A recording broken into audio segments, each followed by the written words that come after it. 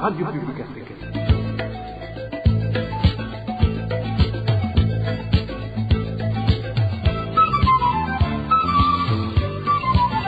Radio Publique Africaine.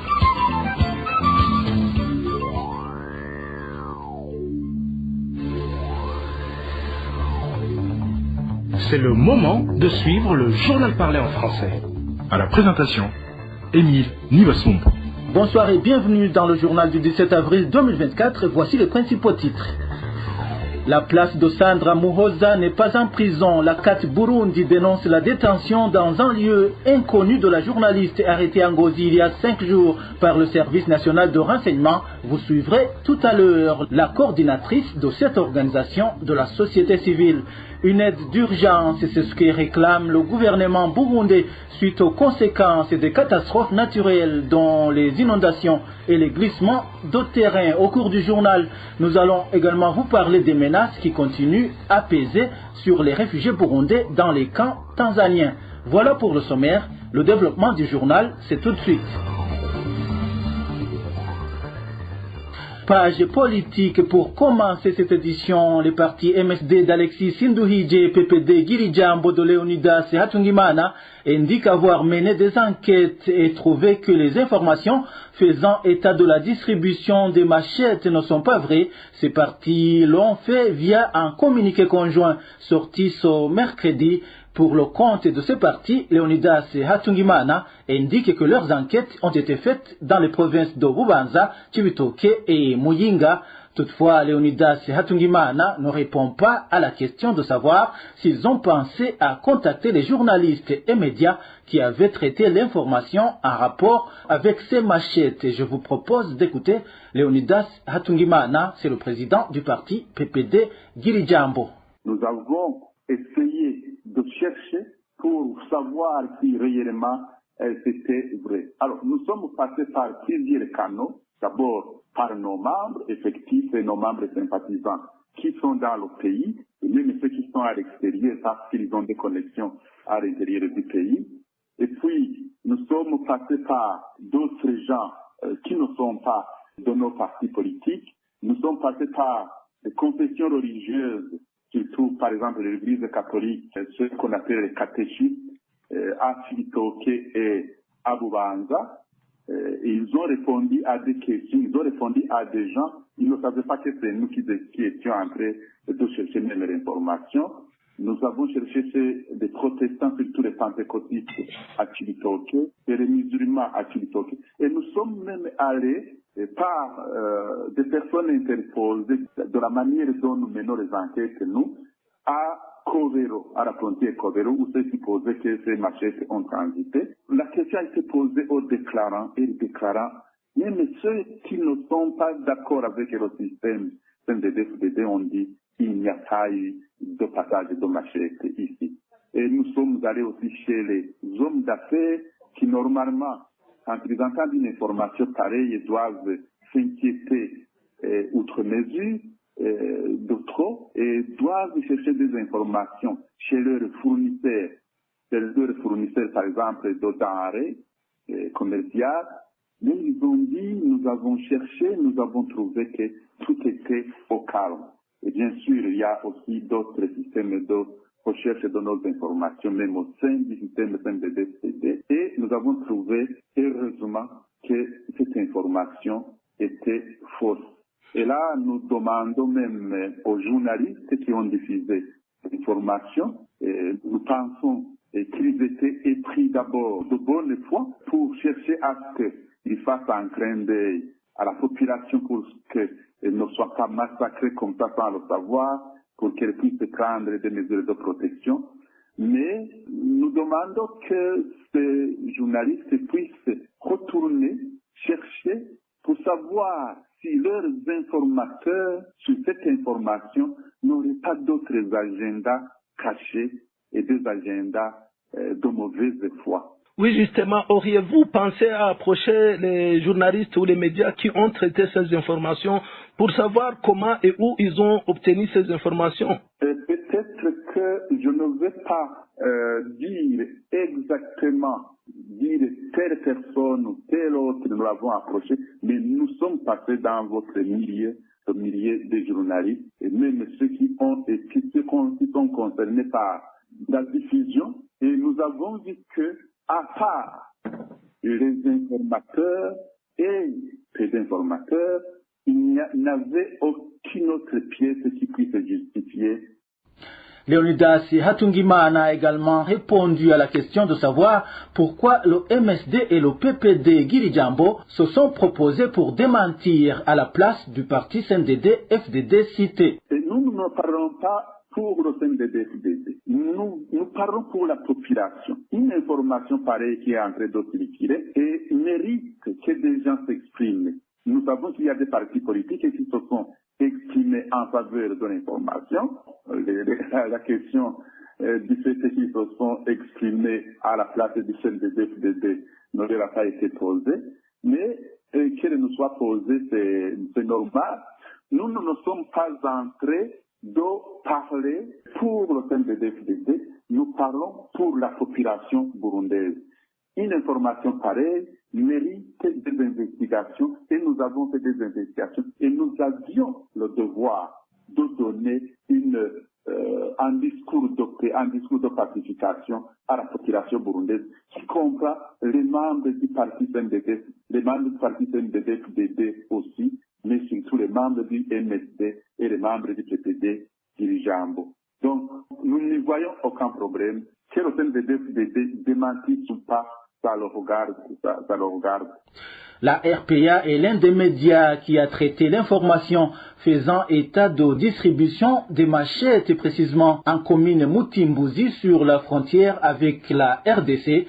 Pourtant, Bob Rugurika, directeur de la RPA, indique que personne parmi les responsables de ces partis ne l'a contacté à propos. De plus, Bob Rugurika tient à préciser que la RPA n'a jamais parlé de distribution dans les provinces de Bubanza, Chibitoke et Muyinga, citées dans le communiqué conjoint du MSD et de PPD Girijambo. Je vous le disais en titre, les procédures d'arrestation et de détention de la journaliste Sandra Muhoza violent le code pénal burundais et les lois internationales que le Burundi a ratifiées. C'est du moins la réaction de la CAT Burundi qui milite pour l'abolition de la torture au Burundi. Pour cette organisation de la société civile, au cas où la journaliste Sandra Muhoza aurait été arrêtée sur base de délits de presse commis dans l'exercice de son métier, sa place n'est pas là où elle est détenue depuis 5 jours après son arrestation opérée par des agents du service national de renseignement.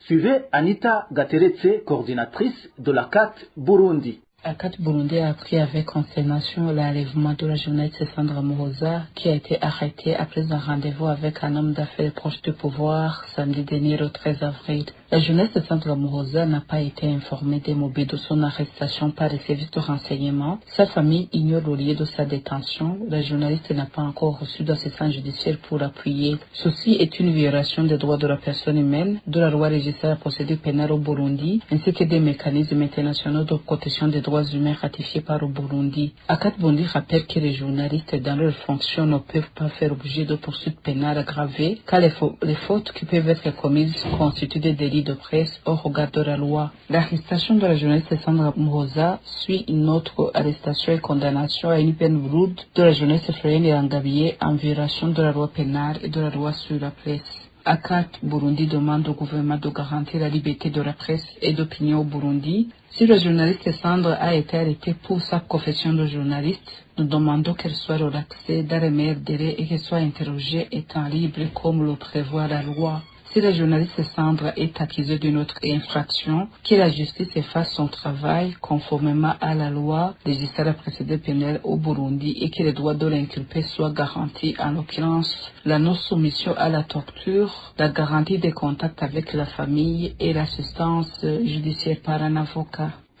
Je vous le disais également dans les titres, environ 306 000 personnes sont dans le besoin d'assistance humanitaire suite aux inondations et débordements du lac Tanganyika. Dans un communiqué conjoint sur les impacts du phénomène El Niño, le ministère de l'Intérieur et le système des Nations Unies au Burundi indiquent que depuis septembre 2023 jusqu'au mois d'avril en cours, les dégâts dus au changement climatique ont fait plus de 3 000 déplacés internes et près de 20 000 maisons détruites. Le point avec Vicky Chris Ninheret. Le Burundi fait partie des 20 pays du monde touchés par les catastrophes naturelles. Les inondations des rivières et du lac Tanganyika ont aggravé la misère des victimes des aléas climatiques néfastes. C'est un communiqué conjoint du ministère de l'Intérieur et du système des Nations Unies sur les impacts du phénomène El Niño. Environ 306 000 personnes ont un besoin urgent d'assistance humanitaire en raison des dégâts causés par le débordement du lac Tanganyika et des rivières qui ont quitté leur lit. Depuis septembre 2023 jusqu'au 7 avril 2024, 2394 personnes ont été affectées par cette catastrophe, parmi lesquelles 19 250 sont des déplacés internes sans assistance et 209 salles de classe ont été détruites, indique le communiqué conjoint du ministère de l'Intérieur et du système des Nations Unies sur les impacts du phénomène El Niño. Les pêcheurs du lac Tanganyika et les habitants des environs en zone Gitaza de la commune Muhuta en province Rumonge craignent d'attraper des maladies des mains sales pour cause les immondices et les excréments provenant des ménages et des toilettes du nouveau marché de Gitaza se déversent dans le lac Tanganyika. Le point avec Éloge Divin Remesh. Les eaux de pluie et celles qui proviennent des inondations du lac Tanganyika ont causé la destruction des maisons et des latrines appartenant aux habitants de la zone Gitaza, située en commune Muhuta, province Rumonge. D'après certains habitants, des déchets ménagers et ceux en provenance des latrines se déversent dans le lac Tanganyika. Ainsi, la crainte des maladies liées au manque d'hygiène se manifestent chez ces habitants. Les habitants sont dans une peur panique à cause de ces excréments provenant des toilettes de différents ménages et du marché de Gitaza qui se déversent dans le lac Tanganyika. Ces eaux du lac sont consommées par la population et les pêcheurs. Ils ont peur et craignent d'attraper les maladies des mains sales comme le choléra et la dysenterie. Ces habitants de la commune de Muhuta font savoir également qu'ils se sont confiés à l'administrateur de la commune Gitaza, Nyon Xavier Scholastique, mais que la réponse de cette dernière ne les a pas tranquillisés. Jusqu'à présent, le gouvernement n'a jamais pensé à intervenir pour sauver cette population vivant au bord du lac Tanganyika. Nous nous sommes adressés à l'administrateur scolastique, Nyon Xavier, et nous a répondu qu'il ne peut rien faire avant l'intervention de ses supérieurs. La rédaction de la RPA n'a pas encore pu joindre Scholastique Nyon Xavier, qui dirige la commune de Muhuta, pour recueillir sa réaction face à cette situation vécue par ces sujets. Les habitants de certaines zones et quartiers de la ville de Bujumbura, dont Nyakabiga, Bwiza, Jabé et Buyenzi, s'insurgent contre les associations chargées de transporter les ordures. Selon la population, les maladies liées au manque d'hygiène risquent de les envahir. Le point avec Dani Claire, il la trouve. Ça fait 1 mois et demi que les associations chargées d'évacuer les immondices ne viennent pas les récupérer dans différents ménages de certains quartiers, dont Nyakabiga, Bwiza, Djabé, Buyenzi et autres. La population de ces quartiers fait savoir que ce problème du retard de ces associations commence à créer l'insalubrité au point qu'elles risquent même d'attraper les maladies liées au manque d'hygiène. Ces habitants témoignent. Les ordures sont en train de causer beaucoup de problèmes ici.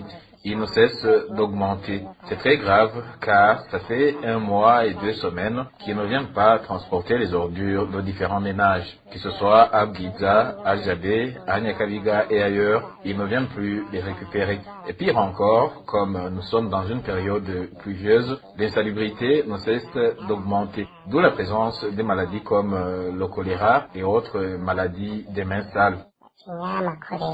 Le pire selon la population de ces quartiers, c'est le fait que les agents de ces associations ne cessent de leur demander de l'argent pour le transport de ces ordures. Mais quand elles demandent pour quand ces ordures vont être déplacées, elles reçoivent des réponses qui ne sont pas claires. Ainsi, elles demandent au maire de la ville de Bujumbura de réagir à ce propos.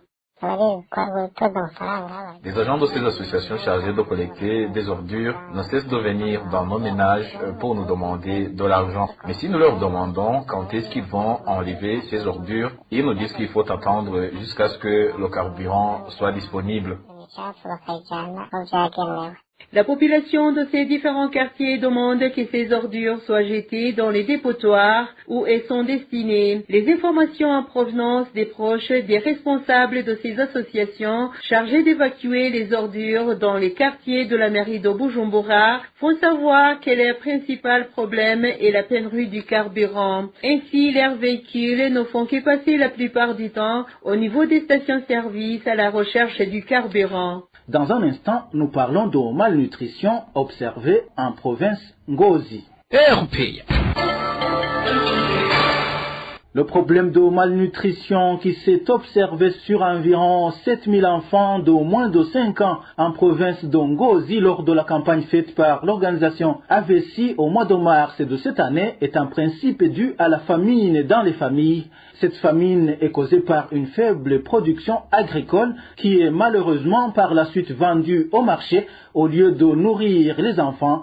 Analyse faite par un citoyen qui œuvre dans le secteur de la santé dans cette province de Ngozi. Ce citoyen montre que c'est l'État qui a une grande responsabilité dans cette situation car c'est lui qui devrait sensibiliser la population sur la consommation de leur production agricole. Suivez l'analyse de ce citoyen qui travaille dans le secteur de la santé en province Ngozi.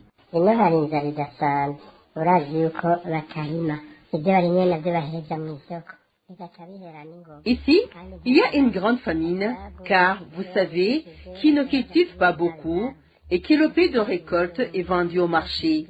Et l'argent provenant de cette vente est utilisé pour acheter des boissons alcoolisées prohibées et pour manger de la patate douce avec de l'avocat. Puis, vous voyez que les habitants auraient dû manger du maïs. Pourtant, ils vendent les récoltes de maïs à la Nagessa et ils ne perçoivent même pas l'argent de cette vente. Donc, ils perdent tout. Toute cette famine est due à la Nagessa qui les oblige à vendre les récoltes de maïs au lieu de manger le maïs. Ils sont obligés de vendre le maïs comme si c'était le café. Alors qu'ils peuvent manger le maïs de plusieurs manières. En plus, même dans les pays développés, pour avoir une bonne alimentation, ils mangent des céréales. Mais ici, les habitants mangent seulement des patates douces pour être rassasiés. C'est une mauvaise alimentation. Est-ce que vous avez déjà entendu le président de la République, le premier ministre ou le ministre de l'Agriculture ou de l'Intérieur du pays dire à la population de manger les récoltes? Ils disent plutôt qu'il faut la vendre. Ils devraient leur dire de bien manger et ensuite de vendre seulement l'excédent. Pensez-vous qu'ils ont de l'excédent? Pas du tout. Venez regarder sur le marché le prix d'un kilo de farine de maïs ou de grains de maïs ne cesse de monter parce que toute la récolte a été vendue. C'est pourquoi il y a de la famine qui est causée par le gouvernement.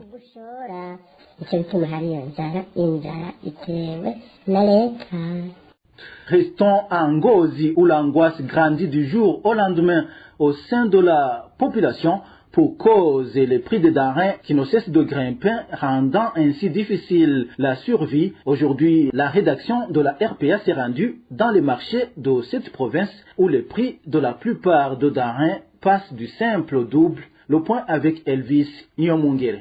Le haricot et le riz sont parmi les denrées alimentaires qui aident beaucoup dans de nombreuses familles au Burundi. Cependant, aujourd'hui, ces denrées ne sont pas à la portée de tout le monde, de par les prix qui ne cessent de grimper du jour au lendemain. Dans le marché et boutiques de Ngozi, ils ont augmenté de plus de 2000 par rapport au prix du mois de janvier cette année. Je sais que les prix du riz, mais aussi ceux de haricots ont fortement augmenté. Les haricots qui normalement s'achetaient à 2200 francs s'achètent aujourd'hui à 4000 francs. De même que le riz qui était à 2300, il s'achète aujourd'hui à 4000 francs également. Le prix de la viande est passé de 8000 à 12 000 francs le kilogramme Le haricot communément appelé kinouré ou alors bobolo s'achète 4 000 francs. Le riz qui s'achetait entre 2 500 et 2 700 francs s'achète entre 3 500 et 3 700 francs. La meilleure qualité du riz s'achète à 4 000 francs. Il y en a même qui s'achètent à 7 000 francs. C'est aussi presque la même situation pour les denrées alimentaires qui accompagnent souvent le haricot dans plusieurs familles burundaises. C'est entre autres les patates douces, les manioc et les pommes de terre. Un panier de patates douces qui s'achetait à 5 000 francs s'achète aujourd'hui entre 10 000 et 12 000 francs. Un kilogramme de pommes de terre qui s'achetait entre 800 et 1000 francs s'achète aujourd'hui à 2 000 francs le kilogramme. L'huile de palme également. Pas de denrée alimentaire qui n'a pas grimpé de prix. Les aliments que l'on aime accompagner avec les haricots ont également monté de prix. Les maniocs, les colocates, avant on pouvait acheter un temps pour 500 francs, mais aujourd'hui, on ne peut pas s'en procurer si l'on n'a pas 2000 francs. La situation est d'autant plus compliquée pour la population de Ngozi qu'elle ne peut même pas trouver des tâches qui pourraient leur permettre de se procurer de l'argent et ainsi pouvoir se procurer à manger. Il passe la journée à errer ici et là et à quémander. Tu les trouvera aussi à l'entrée des restaurants. Certains autres errent ici et là à la recherche du travail comme aide-maçon, mais n'en trouvent pas. Il y en a même qui s'adonnent aux actions de vol. Déjà, dans différents coins de la province de Ngozi, l'on commence à parler des enfants présentant des signes de mauvaise alimentation. Dans un instant, nous nous rendons en Tanzanie pour clore cette édition. Je vous le disais également en titre, les menaces continuent à peser sur les réfugiés burundais exilés en Tanzanie. Les autorités tanzaniennes ne cessent de leur dire que celui qui ne veut pas retourner volontairement au Burundi se retrouvera dans des conditions difficiles dans les jours à venir. Dans une réunion organisée ce lundi dans la zone 12 et au camp de Nyarugusu par un prénommé Nyarubakula du Field Office à Kasulu, il a indiqué aux réfugiés que celui qui ne veut pas retourner dans son pays d'origine sera contraint au calvaire vécu par les réfugiés rwandais en 1996 lorsqu'ils avaient refusé de rentrer dans leur pays.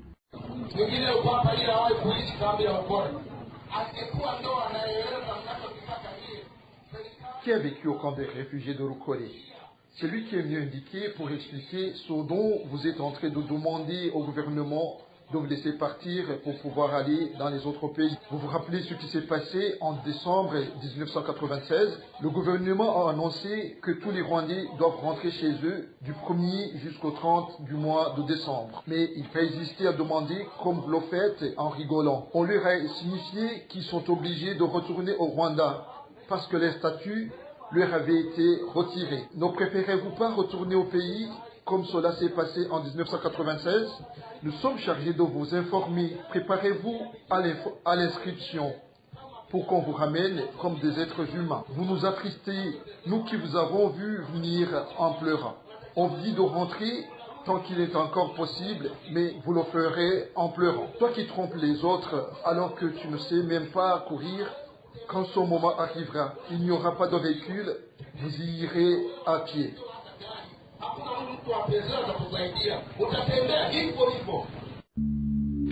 Voilà, c'est par ici que nous mettons un point final au journal du 17 avril 2024. Merci à vous tous qui nous avez suivis. À la présentation, c'était Émile Nibasumba. Au revoir.